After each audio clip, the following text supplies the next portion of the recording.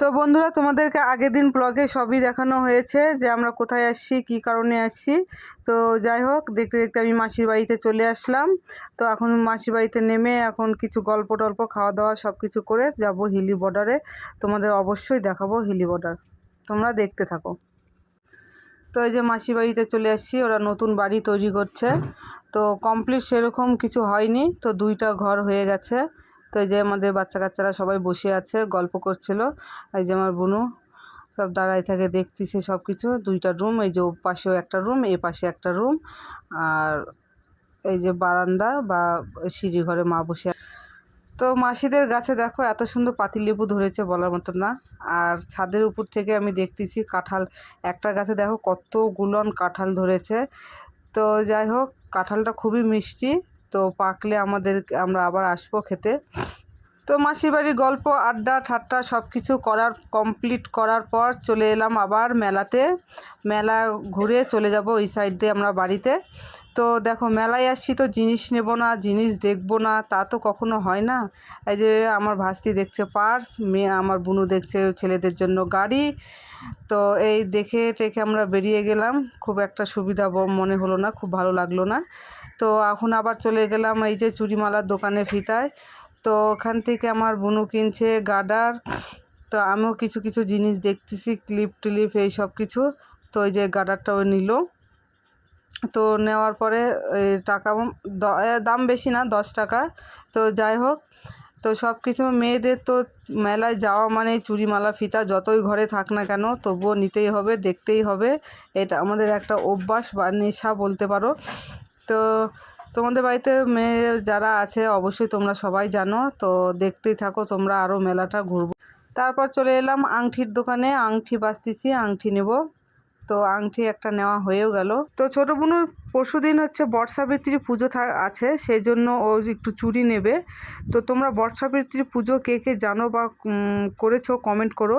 তো চুড়ি খুব একটা ভালো ছিল না, সেই জন্য আমরা নিলাম না এখান থেকে। তো মেলায় হাঁটছি দেখো, আনন্দে।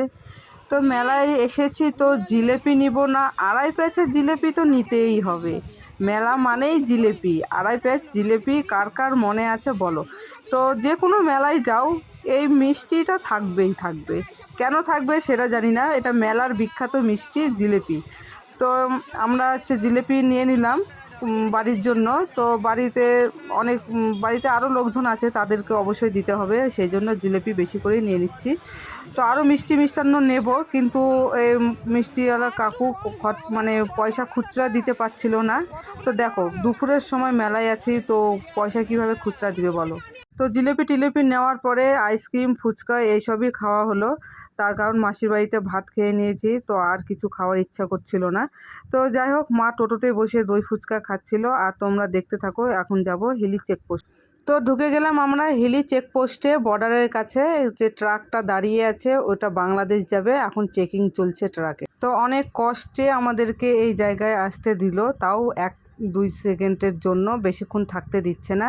ওই দেখো, ওই বেড়ার ওই পার্টটাই হলো বাংলাদেশ, আর এই পার্টটা ইন্ডিয়া। তো কত পুলিশ, কত বিএসএফ সব দাঁড়িয়ে আছে, আমাদেরকে একটুকু থামতে দিল। তো বিএসএফরা বেশিক্ষণ থাকতে দিল না, তার কারণ ওখানে বেশিক্ষণ থাকা, ফটো ভিডিও শ্যুট করা অ্যালাউ নেই। তো বর্ডার থেকে বের হয়ে তো আমরা চলে আসছি, অনেকটা দূর চলে আসছি, বাড়ির প্রায় কাছাকাছি। তো কিভাবে আনন্দ মজা করতে করতে দিনটা যে কেটে গেল আমরা বুঝতেই পারলাম না। তো যাই হোক, বাড়ির কাছাকাছি আসতে এত অঝারে বৃষ্টি হয়ে যাচ্ছে, মানে বলার মতন না। আর কিছুক্ষণ হলে আমরা বাড়িতে ঢুকে যাব। তো পরের দিন ছিল রবিবার, তো রবিবারের খাসি।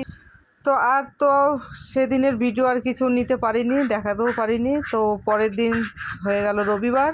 তো রবিবারে যে আমি চালের বস্তা আনালাম, 1 বস্তা, তার মানে এখানটায় 50 কেজি চাল আছে, যায় শম্পা মাসুরি চাল।